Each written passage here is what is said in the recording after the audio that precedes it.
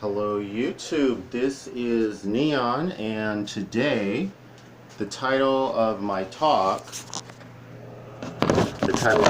today is going to be From Atheist to Agnostic, and the extraordinary story of how one man did just that. Went from being an atheist to an agnostic. Really quickly, I'm going to start doing my topical discussions on Wednesdays, as well as continuing my personal From Coping to Thriving with Life talks on Sundays. Hopefully this will work out long term and I can do 2 uploads per week. So there was a gentleman that I met who lived in Palm Springs. We messed around. This was like maybe 20 years ago. We met in a seedy part of Palm Springs. A couple of years after we messed around, we bumped into each other. Area was called Warm Sands. I don't know if it's still warm, but it was seedy back then. When I saw this gentleman, he had the recovery wounds or marks on his neck from having had his throat slit. It was awful to look at. I had asked him if I could touch the wound, which this was a long time ago, but it seemed like the wound went ear to ear. I can't say it actually ran the entire length of his neck, but I remember I gently touched it, and it was a big wound. And somewhere along the way, this is the story that he had to tell me about how he got that wound. Sometime prior, perhaps a year or so prior to me bumping into him, he had taken a young man home to mess around. He was laying on his bed with his head towards the foot of his bed, and he happened to be partially wrapped up in his bedspread. He said he thought the young man was in the restroom, but really didn't think too much of it. For some reason, in that position with his head almost hanging over the foot of the bed, him partially wrapped in his bedspread, he looked up, and what he saw was this young man with a butcher knife from his kitchen, with the knife up in the air, and the knife was actually coming down. He was planning on stabbing this man either directly through the neck, or probably directly through the neck, or possibly in the head.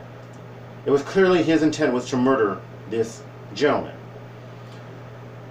He did his best to roll out of the way, and as he did, the knife slit his neck as he rolled off the bed.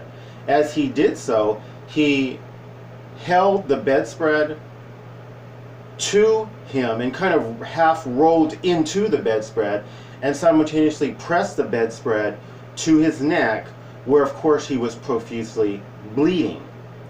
I believe his carotid artery had been cut. It wasn't the jugular vein, it was the big artery that runs through the neck. He told me that it was very unlikely and uncommon of him, but he had happened to leave his sliding glass door open. It was only the screen that was closed to his room. He lived in a gated type of a little community, not a very high priced one, but along his sidewalk there would be different homes and whatnot. People had their own little front yard, but it was a community. It wasn't just, per se, individual houses. He ran through the screen, and he also let me know that he never left his sliding glass door open when he got home. That was very uncommon. This was around dawn. This was like 5 something in the morning. He ran through his screen, fell on the floor, it was profusely bleeding, and at this time, perhaps 5:30 in the morning, his neighbors happened to be out. He had one neighbor who happened to have a family, friend, or a loved one over.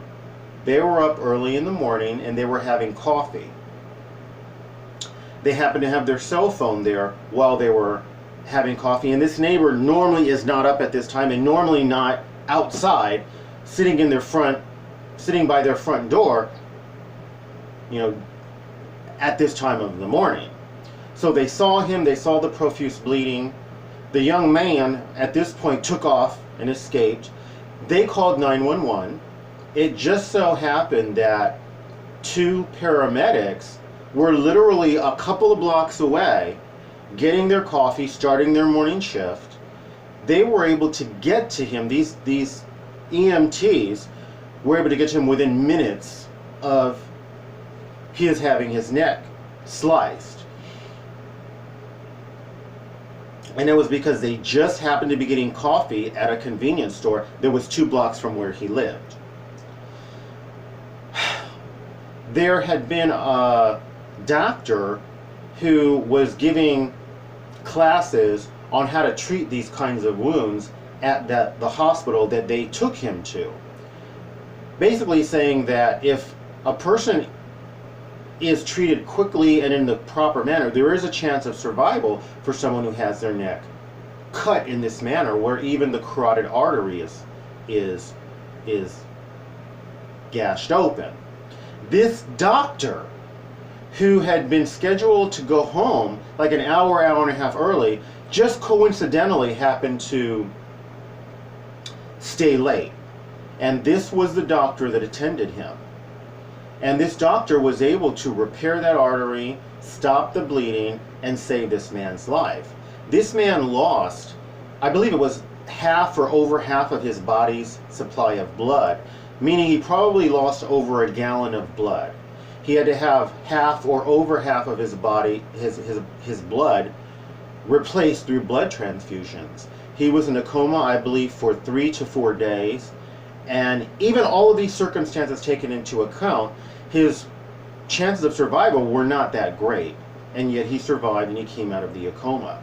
And he told me, having been a pretty die-hard atheist, that there were too many things that lined up, that if any one of these hadn't happened, if he had happened to close the glass door, if his neighbors hadn't happened to be awake, the ambulance driver, the doctor, even his neighbors having the cell phone right there, then and there, any of these things, even him happening to wrap up in the bedspread, that actually helped slow the bleeding a little bit. So all of these things lined up, all of which were each individual thing was very improbable, and he survived. So he said that he felt like there's got to be something out there, because he should not have survived that. And I would call it at the very least synchronicity.